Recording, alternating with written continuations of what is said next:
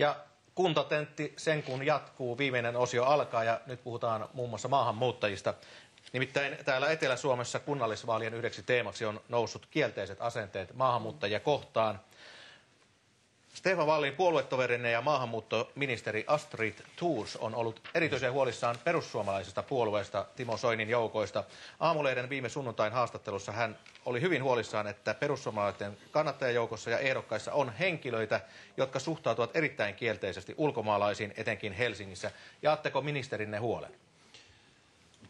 Astridilla on varmaan hyvät perusteensa, kun hän tämmöisen havainnon teki ja myöskin halusi tuoda sen julkisuuteen.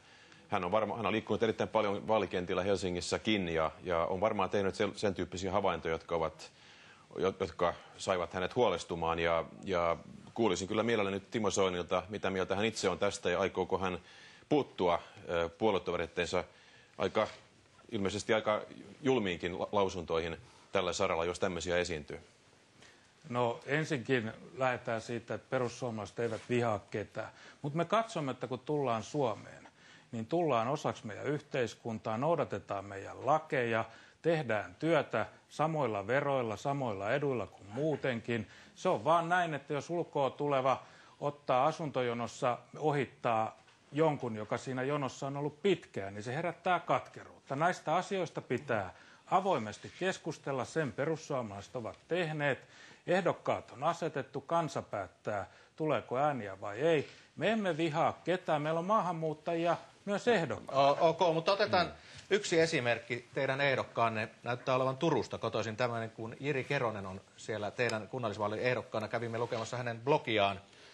Hän puolusti oikeutta olla kriittinen esimerkiksi islamilaisuutta kohtaan seuraavin sanoin.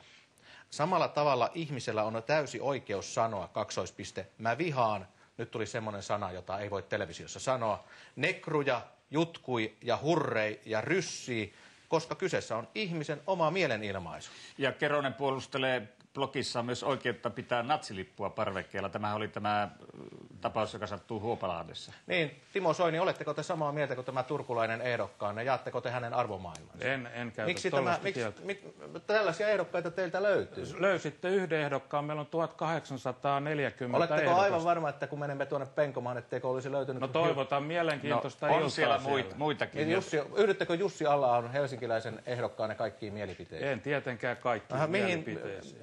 Mitä sakkia tämä teidän sakki on, kun te ette voi yhtyä? Tässä tuli kaksi nimeä, joiden mielipiteitä ette voi jakaa. No minä voin rupea luettelemaan teille vaikka jäsenluetteloa, joiden mielipiteet voin jakaa. Niin, mutta miksi ne on teidän ehdokkaina, jolle eivät ne vastaa puolueen puheenjohtajan linjaa? Te tiedätte aivan hyvin, että osastot asettavat ehdokkaat ja kansa äänestää sitten niin, ja te esiinnytte täällä äänimagneettina ja sanotte, että... No, tehän minut tänne olette kutsuneet, niin te olitte äsken kurkiauran se kurki, joka johtaa laumaansa. Niin... Aivan oikein, ja minä johdan puoluetta, ja se on hyvä, koska puolueen... Ja nyt te piiloudutte puolueosastojen taakse. Ei tietenkään.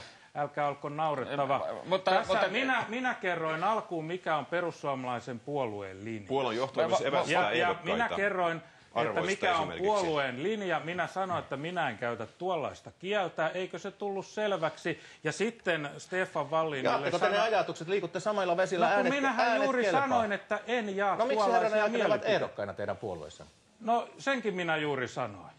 Eli heidät on asetettu tämä esimerkiksi tämä Jussi Halla-aho oli teidän eduskuntavaaliehdokkaanne. Aivan, ne sai 2200 ääntä. Ja nyt on jälleen kunnallisvaaliehdokkaan. Siis hänellä on hyvin analyyttisiä mielipiteitä tästä asiasta. Hän haluaa avata maahanmuuttokeskustelun. Tunnen Halla-ahon, ei hän ketään vihaa. Hän haluaa vain keskustella siitä, että onko monikulturismi hyvä vai huono asia, ja siinä on varmasti molempia puolia. Mutta tollaiset ylilyönnit natsilipuista ja muista, niitä minä en hyväksy. No otetaan tässä siis, on yleisesti arvioitu, että perussuomalaisen noisella kannatus on pois sekä keskustalta että demareilta, kummallakin omasta syystään. Matti Vanhanen, ehkä muitakin syitä tähän perussuomalaisen kannalta, mutta miltä tuollaiset puheet kuulostavat? Se, mitä Timo Soini sanoi äsken niistä periaatteista, joita hän kannattaa, ne oli sellaisia, jotka uskovat, että kaikki me pystymme allekirjoittamaan. On hyvä, että tässä suhteessa ei ole eroja, tulee myös selville Suomen kansalaisille, että tässä suhteessa olemme kaikki samalla viivalla, koska kyllä meidän pitää tehdä yhdessä erittäin paljon työtä sen puolesta, että uussuomalaiset, niin kuin mielellään maahanmuuttajia kutsun, että he integroituvat tähän yhteiskuntaan, he kokevat tämän kodikseen ja tekevät täällä työtään, nauttivat myös niistä palveluista, jotka täällä ihmisille kuuluvat. Ja tämä on aika iso myös tämmöinen kansanvalistustehtävä, koska kyllähän näitä teidän kaltaisia esimerkkejä, kyllä niitä toreilla valitettavasti kuuluu. Ja tässä on tärkeää minusta, että puolueet ja puolueiden johto kuitenkin ilmaisee selvän linjan, jota pitää olla. Jutta Urpilainen. Niin minusta on mielenkiintoista kuulla pääministerin puheenvuoro, koska ymmärsin, että eilen on ollut keskustan vaalitilaisuus Espoossa, jossa sinä ja ministeri Väyrynen ovat todenneet, että jos metro tulee Espooseen, niin se tarkoittaa myös maahanmuuttajien lisääntymistä Espoossa, joten tämäkin voidaan kyllä tulkita niin, että ikään kuin kaikki väki ei olisi keskustalle yhtä arvokasta. Sosiaalidemokraatteille jokainen ihminen on arvokas. Ja totta kai meidän tulee tehdä kaikki se työ sen eteen, että maahanmuuttajat sopeutuvat Suomeen ja ulkomaalainen työvoima tekee Suomessa samoilla työehdoilla, samalla palkalla työtä. Ja olennaista on tässä tietenkin kielen oppiminen. Jos ihminen oppii kielen, hän yleensä myös paremmin integroituu yhteisöön. Tämä on vakava keskustelua, todella vakava keskustelua, koska ihmisarvo on jakamaton. Oli hän sitten mistä lähtöisin hyvänsä tai edusti mitä ajatuksia tai sanotaanko millaista uskontoa hyvänsä. Mutta Suomessa kun ollaan, niin totta kai suomalaisella yhteiskunnalla on yhteiset pelisäännöt. Se koskee työmarkkinaa, se koskee kaikkia ja ne pitää kaikkien hyväksyä. Myös maahanmuuttajien pitää hyväksyä nämä yhteiset pelisäännöt, mutta mä toivoisin, että puoluejohtajat katsovat hyvin tarkkaan omaa väkensä perään siinä, ettei oma väki, siis aktiivipuolueväki, joka on ehdolla vaaleissa, lähde levittämään vähänkään rasismiin viittaavia ajatuksia. Meidän pitää puhua nämä pelisääntökysymykset selväksi.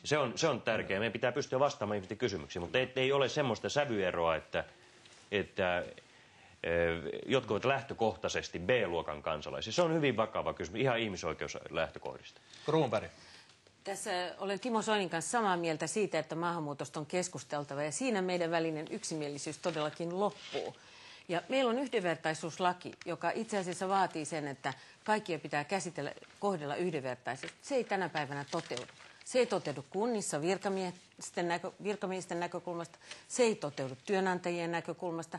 Tässä on meillä todella paljon tehtävää. Uskon, että vihreä puolue on ainoa puolue, joka vaaleissa vaatii ehdokkailtaan yhden ainoan vaatimuksen. Se on se, että he eivät käy rasistista kampanjaa. Nyt keskeytämme tämän keskustelun ja Soinilla on vielä lyhyt kommentti näihin. Te saitte aikamoista kritiikkiä tuolta joka suunnalta, niin teidän lyhyt loppukommenttinne tähän. Niin mä toivoisin, että kollegatkin kunnioittaisiin eri lähtökohtia. Mä oon esimerkiksi vähemmistöuskonnon edustaja roomalaiskatolinen. Mulla on useita katolisia maahanmuuttaja-äänestäjiä. Se nyt tulisi selväksi, ettei täällä kukaan ja mikään puolue lähde leimaamaan perussuomalaisen puolueen puheenjohtajaa ja sitä kautta koko puolue. Saako Espooseen tulla lisää maahanmuuttajia? Töihin saa tulla kuka vaan. Mutta muuten ei. Totta kai saa tulla, kun on hengenhädässä. Meillähän on pakolaissopimukset ja muut, totta kai me niitä noudatamme. Pikakysymys liittyy tähän teemaan, mutta otetaan se pois. Se jatkaa tätä teemaa aiheesta, että ollaanko täällä kuitenkin liian sinisilmäisiä. Pitääkö EUn ulkopuolelta